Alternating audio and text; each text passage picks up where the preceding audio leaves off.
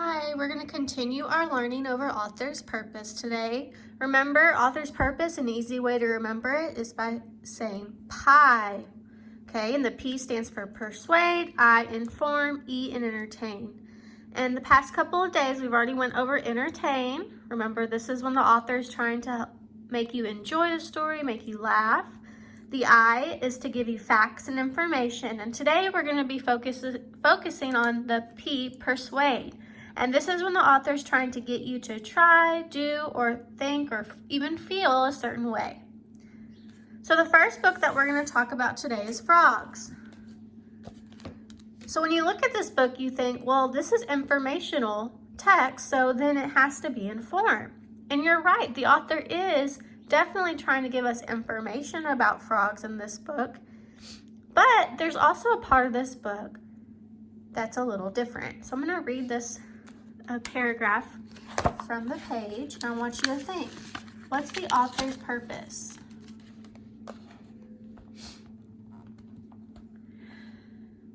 Shy-red fungus is a worldwide problem, but there are a few things you can do to help stop the spread.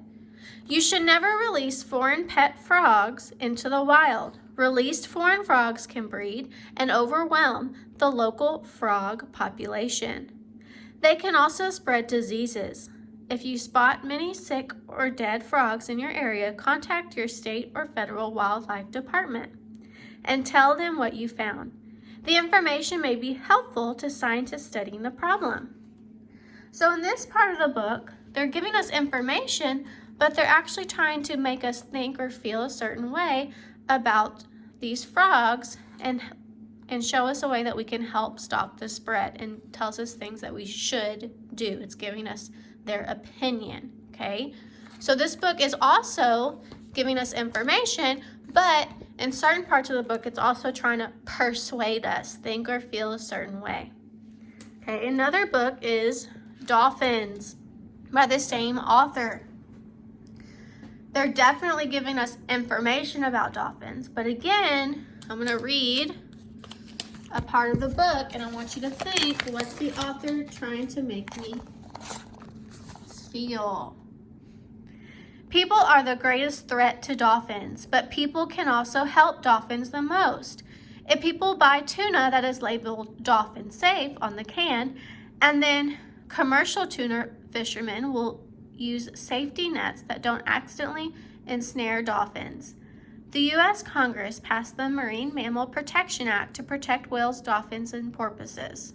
So here are some things we can all do to help dolphins, and it lists the things. So on this page, it's trying to give us reasons why we should help dolphins and ways that we can help dolphins in the wild. Okay, so it's trying to persuade us to think and feel a certain way.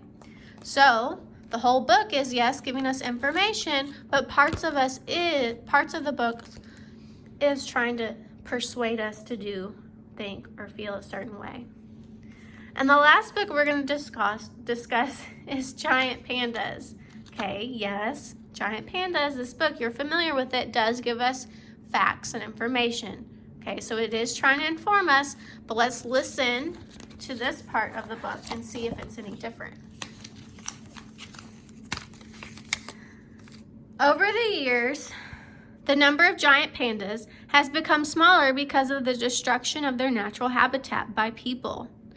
Accidental deaths in traps set for other animals, and the hunting of pandas for their fur. Because of their size, adult giant pandas have few natural enemies except for people. Around 1900, there were about 65,000 giant pandas living in the wild. Today, there are fewer than 2,000. The people of China are trying to protect them. They have set aside large areas called reserves where giant pandas can live safely. Also, it is a crime to harm or kill a giant panda. In China and in a small number of other countries, scientists are trying to help increase the population of giant pandas. These pandas are cared for in captivity. The scientists try to encourage the pandas to give birth and care for their cubs. When the young giant pandas are capable of living on their own, some of them are released back into the wild nature reserves in China. Others are placed in zoos. Whenever there are giant pandas in a zoo, people love to come and see them.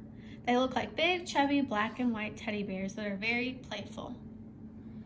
It is so much fun watching them. Giant pandas are one of the rarest and most appealing animals in the world. In the wild. Nope, in the world. So what I want you to do is turn and talk to your neighbor. Yes, I know that this book is informational book and it's trying to inform us, but it's also trying to do something else. Turn and talk to your neighbor. What's the author's purpose? Pause and discuss.